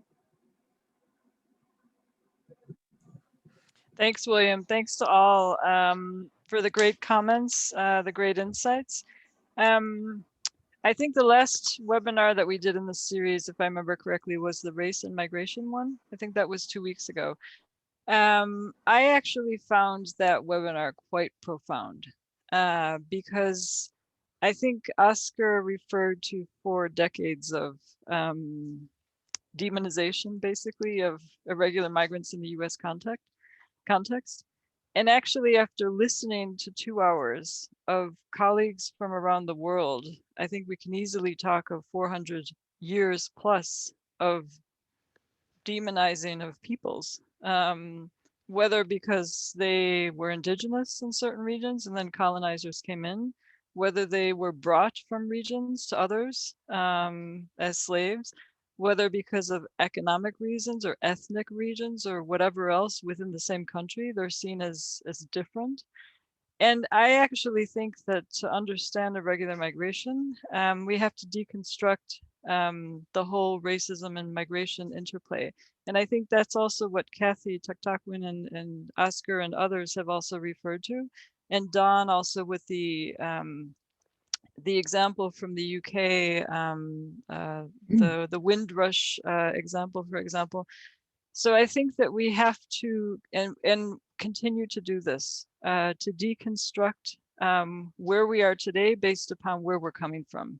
And then to note how big of a challenge it is, but not get overwhelmed by the challenge, because there are ways to chip away at some of the manifestations of this racism and discrimination that migrants face that's ingrained in policies. There's ways to chip away at it. And I think that the ways to do so are not necessarily just in the hardest area, which I do think is the migration policy area, but I think that it's also in combination with other areas. So it's in health policy, it's in education policy, it's in integration policy, which is part of migration policy anyway, but it's in gender policy, it's on children's issues. So it's only when we can actually make sure that those policies also see undocumented migrants in their approaches, that it shouldn't be acceptable, for example, in the EU, that in a new proposal on the returns directive, that children can still be legally detained by law for immigration reasons. That shouldn't be acceptable from a child rights policy. And yet this is still the proposal that the Commission has put forward. Why is it still a proposal? Because undocumented children or asylum-seeking children are not seen as children. They're seen as objects of migration policy. And so it's deconstructing kind of all of this ingrained mentality and years of discrimination through all these other policy channels, I think, that we can maybe start to see some progress. And it's a big challenge, and it's definitely not been one that's light for the people who are experiencing it, the migrants themselves, and as Brennan was saying, people helping them. I mean, we have in the past 5 years in the EU almost 200 cases of people who have been criminalized, who have had a court case against them because they've given water, or they've given shelter, or they've befriended migrants. I mean, that's the manifestation of it. So it's I think that there's many different ways that we'll continue to do so, but it obviously remains a challenge. But I think what the webinar has shown is that they are huge challenges, but we have to think of strategic ways to also go about it. Thank you, Michelle, and I've known you for many years, and I like how you think and how you give us that hope of chip away at it.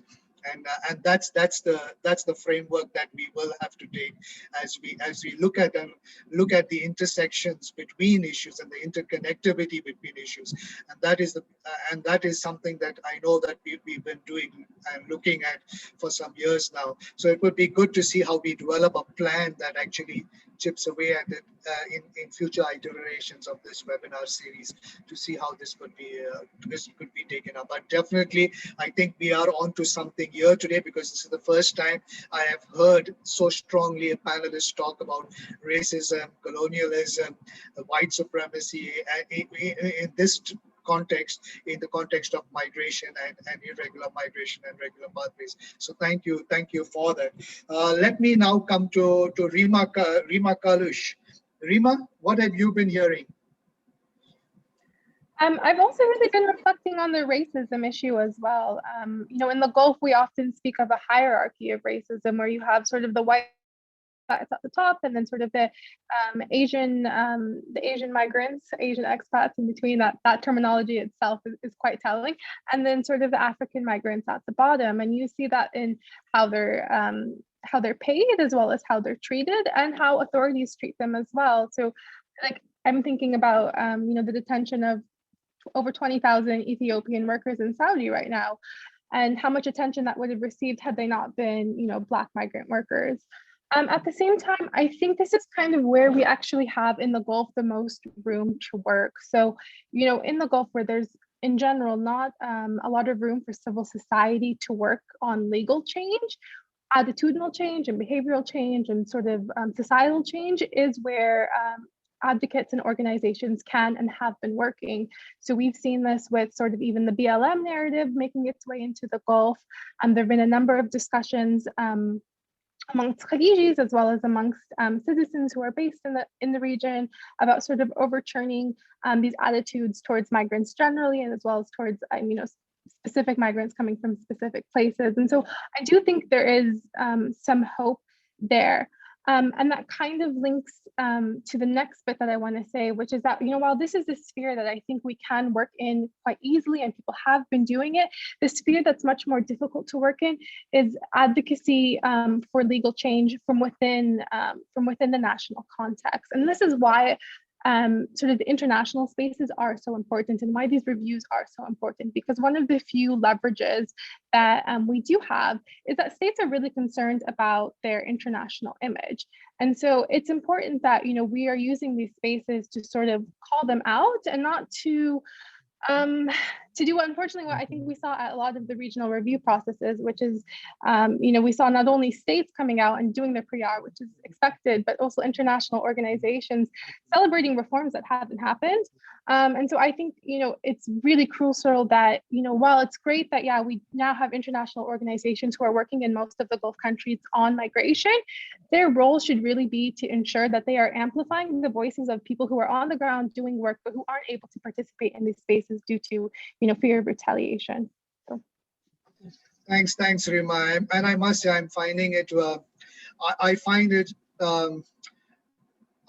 strange and also very challenging how in the last 2-3 weeks, a little more over a month, I have heard how in different webinars, all of us somewhere resorting now to this one strategy, to the strategy of calling out for what it is.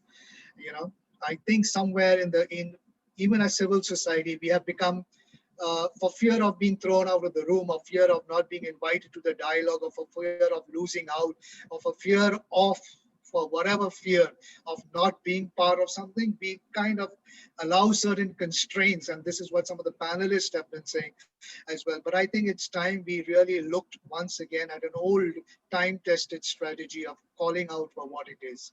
And I think this is what people's struggle is all about as well. The anti-colonial struggle, the anti-racism struggle is about calling it out for what it is. And it's a good strategy to put for us today in this webinar. Let me now come to Helena. Would you like to take the floor here for Oscar?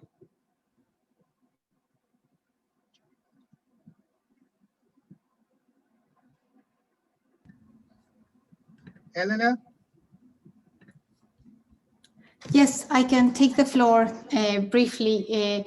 I just want to perhaps make a comment and try to highlight that there is a common thread between the series of webinars that we are putting in place. And I think that it's important to go back to the first discussion about labor migration and to consider also how there is a connection thread with the discussion about race, ethnicity, and migration, which I also think is a burning issue. And then how today, as we're talking about regularization, we're thinking about those two topics in the past, but we're also thinking forward about our next two discussions related to detention and deportation, and the last one on climate change, because I think that we have to be able to make the connections between topics.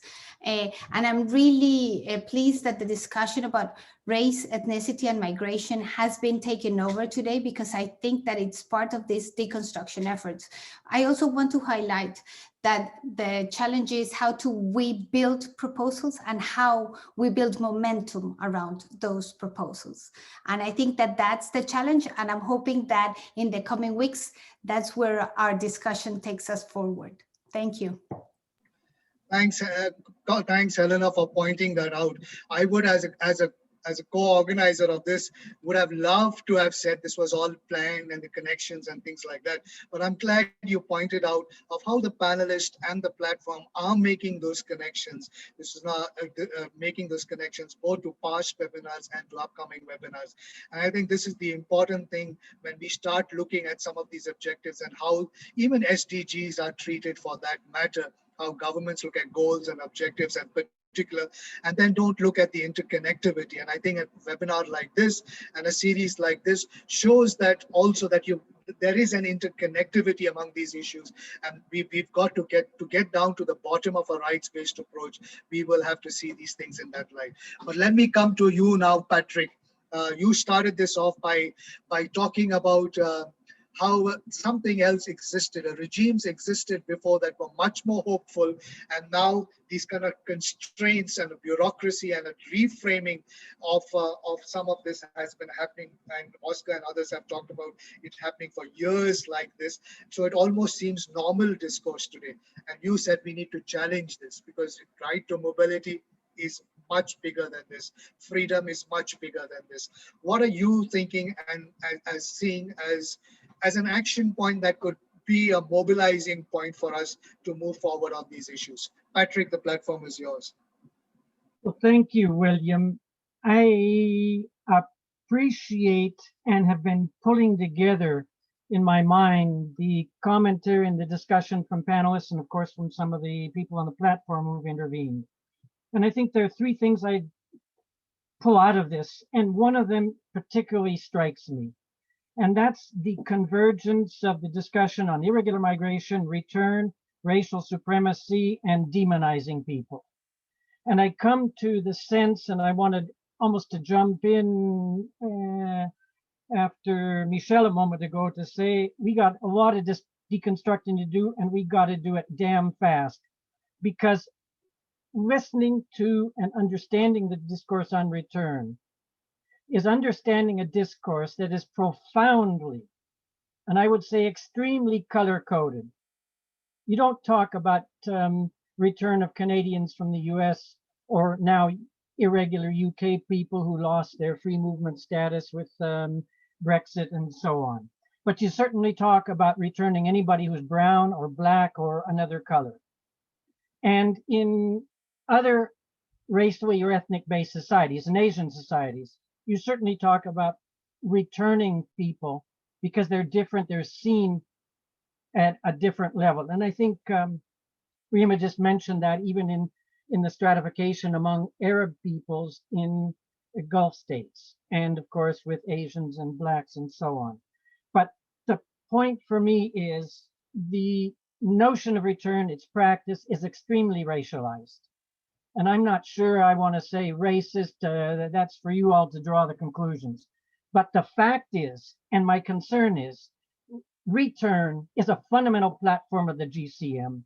And having not deconstructed its fundamental notion to the GCM, in some ways, I think civil society and a lot of activists and a lot of international organizations are tying themselves to a rock that's already taken us under the water. And that's problematic. And I link that then to a comment that Richard made about the notion of securitization and the resources that are going into it. I just looked up the resources the EU is putting into its so-called European Trust Fund, which is basically related to migration in Africa, almost all of which goes to migration control, to strengthening borders, and effect to undermining free movement regimes de facto, if not de jure.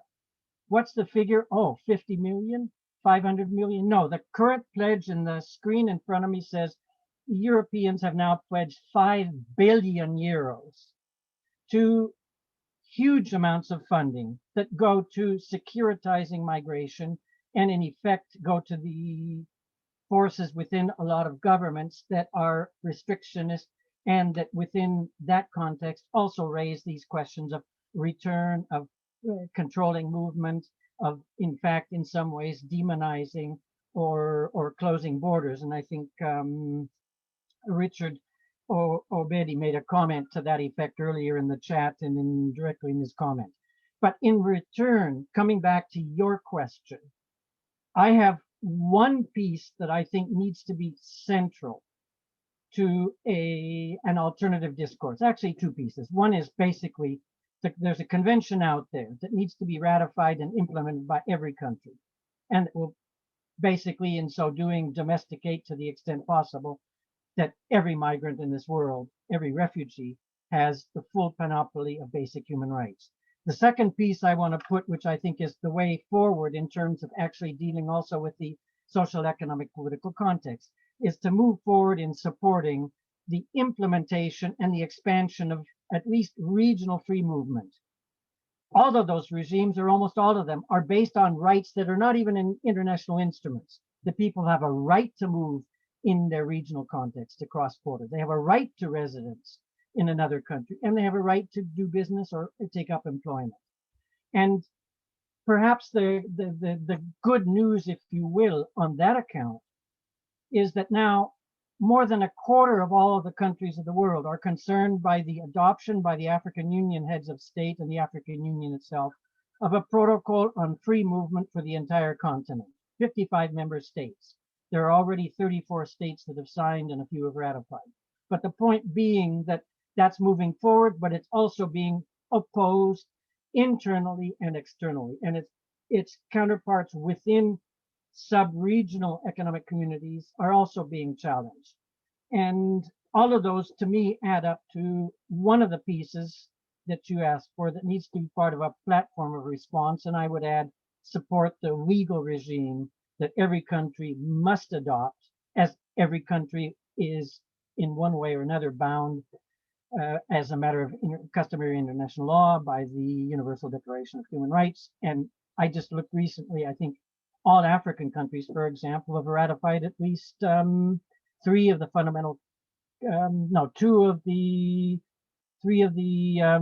ILO fundamental conventions, and almost all African countries have ratified most of the other UN conventions on human rights, including CEDAW, CERD, and so on.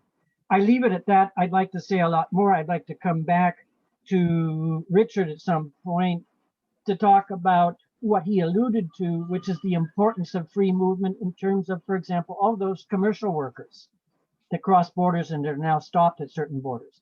Are Africa's key to development because they get local products in one country, they take them to another country and move around, stimulating local production and local consumption rather than obliging everybody to go to the local branch of Carrefour or Walmart or whatever to buy products made in USA and Europe. I think I'll leave it at that, but thank you, William. No, thank you, Patrick. And I really like what you have said. Two things. I like how you say we must go back to what is fundamental. Fundamental is human rights. Let's go back to those universal principles that everything that we do is based on. And the right to mobility is part of that fundamental rights. And we have conventions and legal standards that we must adhere to. Maybe it's time for the international community coming out of the pandemic to look at our history of the legal frameworks that we have put in place to guide us as an international community. And maybe it's time we went back to that and started looking at how we are adhering to that. So very good reminder of that. I like also your warning that you've given us that some of these notions are like a big rock that we have tied ourselves to, and the compact is tied to, and we are underwater basically because of that. We need to surface from that. Oscar, Michelle, Helena, Rima have said this in the conversation like so many others. We need to deconstruct some of this discourse that has built and becoming like a cage around us. So that's very important to keep in mind. I like what you started by saying, what we need to do, we need to act.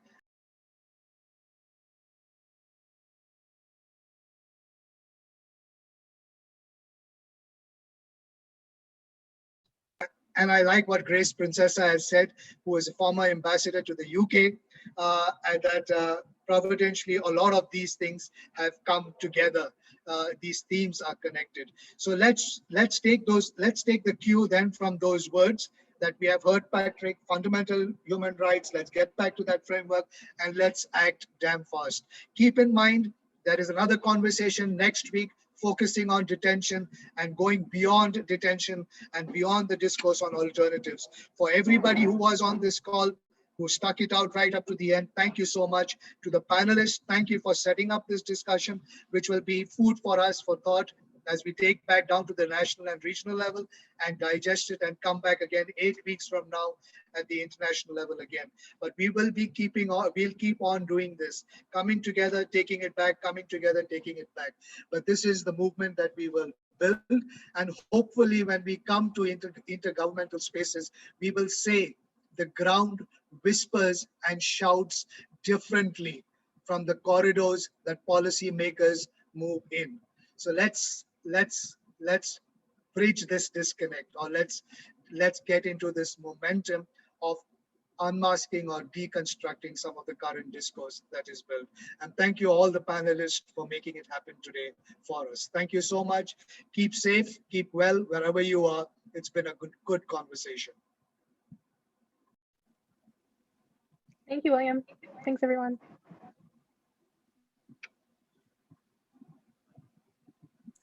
Thanks, everyone. Thanks, William. Thanks, Michelle. Thanks, Patrick. Thanks, Rima, Elena, Oscar. Thank you. And thanks to all who participated. We had a great crew.